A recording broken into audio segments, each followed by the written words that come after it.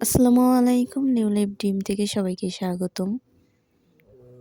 যে যেখান থেকে দেখছেন আশা করছি আল্লাহর অশেষ রহমতে নতুন বছরে সবাই ভালো আছেন। আলহামদুলিল্লাহ আমিও ভালো আছি। রেস্টুরেন্ট স্টাইলে একটা চাউমিন রেসিপি দেখাবো আজকে। আমি যেভাবে করি। আর সেজন্য আমি ১ কেজি একটা প্যাকেট নিয়েছি। তো পুরোটা কিন্তু রান্না করব না। আমার যতটুকু লাগে। আমি এখানে স্টিক নুডলসটা নিয়েছি। তো চাইলে অন্যটাও নেওয়া যায়। তবে আমি এটাই বেশিরভাগ বাজারে পাই। যেহেতু আমাদের এদিকে লোকাল বাজার। তো এইখান থেকে আমি এগুলোই নিয়ে আসি। এদিকে আমি একটা কড়াইতে কিছুটা পরিমাণে পানি দিয়েছি।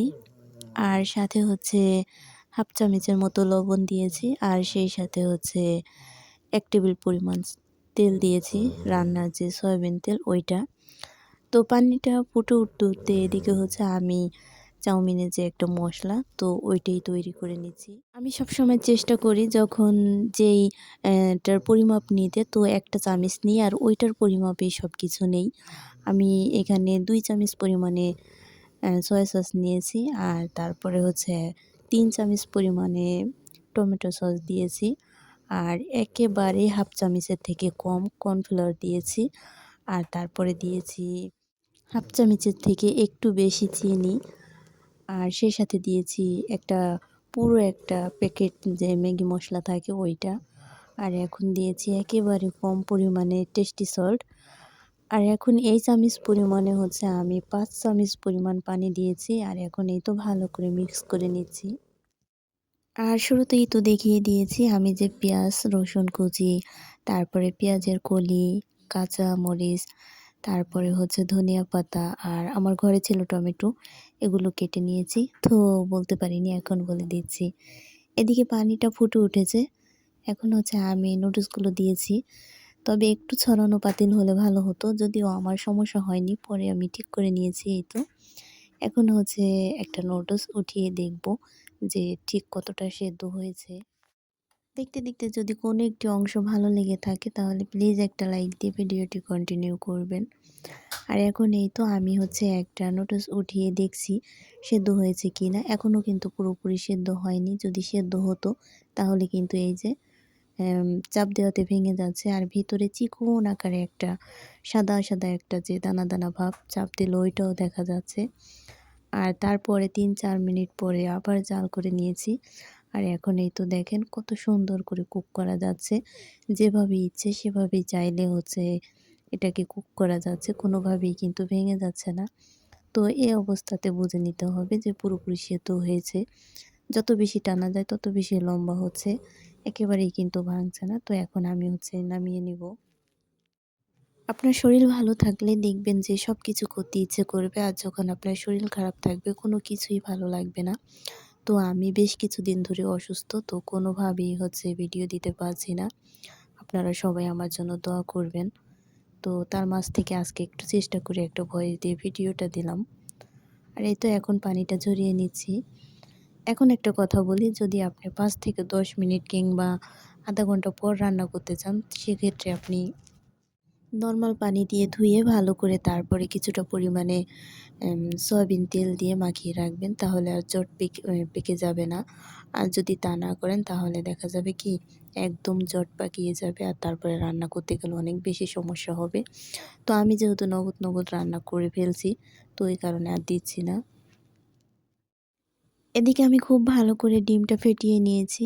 আর তারপরে কড়াইতে কিছুটা পরিমাণে তেল দিয়ে ডিমটা ভেজে নিব। একেবারে যে কড়কড়ে মুচমুচে একটা ভাবে যে ভাজে ওইটা করব না। এমনি যে একটু হালকা, হালকা যে কাঁচা, কাঁচা ভাবটা থাকবে আবার ভাজা, ভাজা হবে ওইরকম করে ভেজে নিব। ভাজা শেষ, এখন উঠিয়ে নিচ্ছি। আর এরপরে কড়াইতে কিছুটা পরিমাণে তেল দিয়ে তারপরে রসুন কুচি দিয়েছি। আমি তেলের পরিমাণটা একটু বেশি দিয়েছি। একেবারে যে তেল কমে যে রান্নাটা হয়, তো ওই চাউমিনটা আমার কাছে কেমন যেন একটু লাগে। যদিও তেল খাওয়া নিষেধ। কিন্তু ওই কারণে আমি একটু বাড়িয়ে দিয়েছি। আর রসুনটা যে একেবারে পোড়া, পোড়া কিংবা কাঁচা রাখিনি। একটু লালচে ভাব করে ভেজে নিয়েছি। আর তারপরে পেঁয়াজ কুচি দিয়েছি। আর পেঁয়াজটাও একটু ভালো করে ভেজে নিব। খুব বেশি যে একেবারে কড়কড়াভাবে ভাজে ওইটা না। আর ঝালের পরিমাণটা তো স্বাদ অনুযায়ী।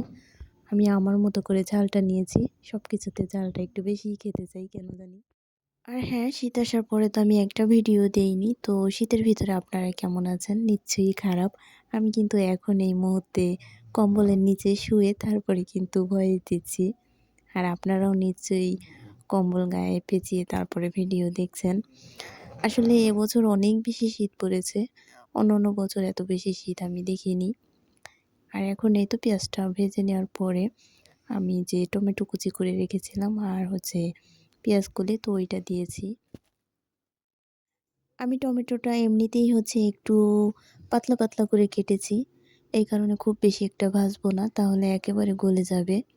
আমার ঘরে এর বেশি কিছু সবজি ছিল না। যদি থাকতো তাহলে আমি আরও কিছু এড করতাম। তো হঠাৎ করে সন্ধ্যায় যেহেতু খাবো তো হাতের কাছে শুধু টমেটো ছিল আর পেঁয়াজ কলি ছিল তো ওইটাই দিয়েছি।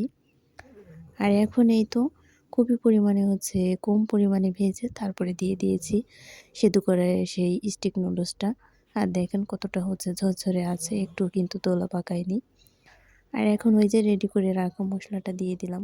আর তারপরে ভালো করে মিশিয়ে নিয়েছি। আর এখন এই তো আম ভেজে রাখা সেই ডিমটাও দিয়েছি। কেন যেন ভয়েস দিতে যেয়ে বারে, বারে বেজে যাচ্ছিল। যাই হোক। আর এখন এই যে ধনিয়া পাতা দিয়েছি। আর ধনিয়া পাতা যখন দিচ্ছি তখন কিন্তু আমি চুলাটা অফ করে দিয়েছি। নুডলসের যে গরম ওইটাতেই হয়ে যাবে। আসলে এটা তো চাউমিন রান্না করেছি, নুডলস কেন বলছি, তাই না? যাই হোক, ভুল হয়ে গিয়েছে। আর এই তো ফাইনালি আমার রান্নাটা শেষ। খেতে কিন্তু অসম্ভব মজাদার হয়েছিল। যদিও খুবই অল্প উপকরণ দিয়েছি। তবে বিশ্বাস রাখতে পারেন রেস্টুরেন্ট থেকে কোনো অংশে কিন্তু স্বাদ কম হয়নি। দেখতে যেমন সুন্দর হয়েছে খেতেও তেমন মজা। আজকে এখানেই